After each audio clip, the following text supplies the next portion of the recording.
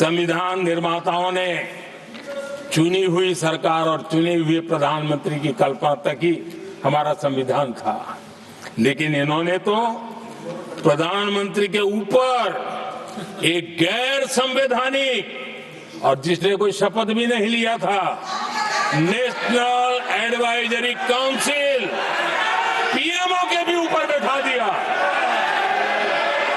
PMO के ऊपर अघोषित दर्जा दे दिया गया।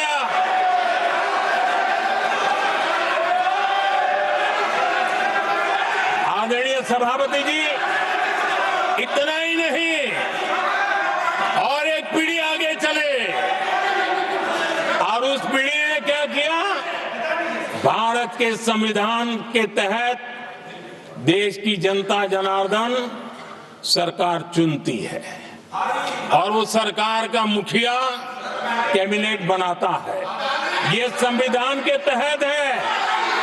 इस कैबिनेट ने जो निर्णय किया, संविधान का अपमान करने वाले अहंकार से भरे लोगों ने पत्रकारों के सामने कैबिनेट के निर्णय को फाड़ दिया।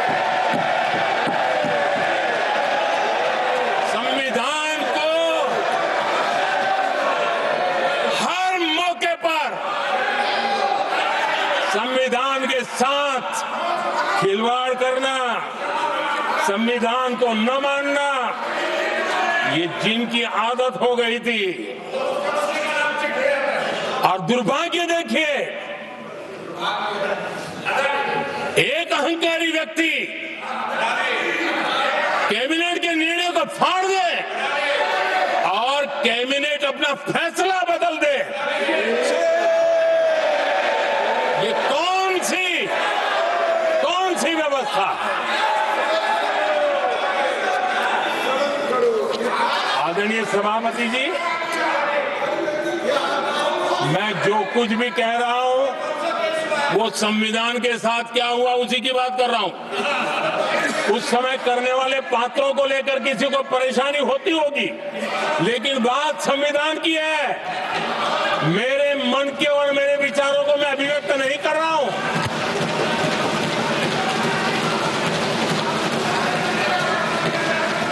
आदरणीय सभापति जी, कांग्रेस ने निरंतर संविधान की अवमानना की, संविधान के महत्व को कम किया। कांग्रेस इसके अनेक उदाहरणों से भरा पड़ा हुआ है। संविधान के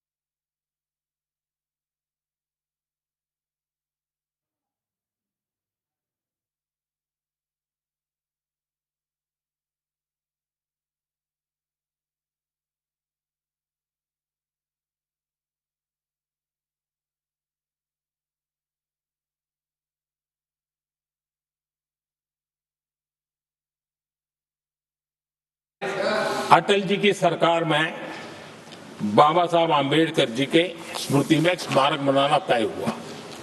अटल जी के समय ये नहीं हुआ। दुर्भाग्य देखिए, 10 वर्ष यूपीए की सरकार रही, उसने इस काम को नहीं किया, न होने दिया।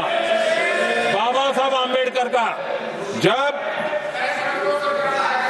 हमारी सरकार आई, बाबा साहब आम्बेडकर के प्रति हमारा श्रद्धा होने के कारण हमने अलीपुर रोड पर बाबा साहब मेमोरियल बनाया और उसका काम किया।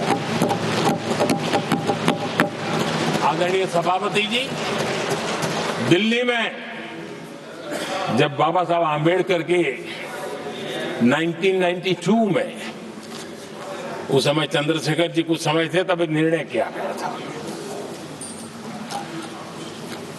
आम्बेडकर इंटरनेशनल सेंटर यही जनपद के पास 40 साल तक वो कागज पे ही पड़ा रहा, नहीं किया गया।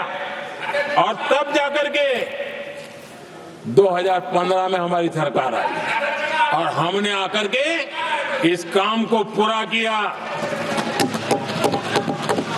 बाबा साहब को भारत रत्न देने का काम भी जब कांग्रेस सत्ता से बाहर गई तब संभव हुआ।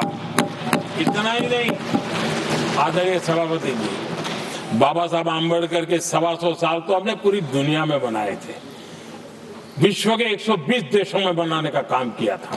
लेकिन जब बाबा साहब आम्बेडकर की शताब्दी थी, तब अकेली बीजेपी की सरकार थी मध्य प्रदेश में।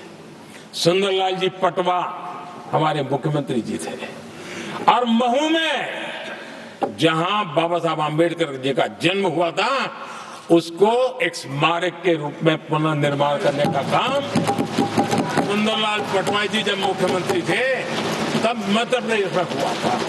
शताब्दी के समय भी उनके साथ यही किया गया था। आदरणीय सभापति जी,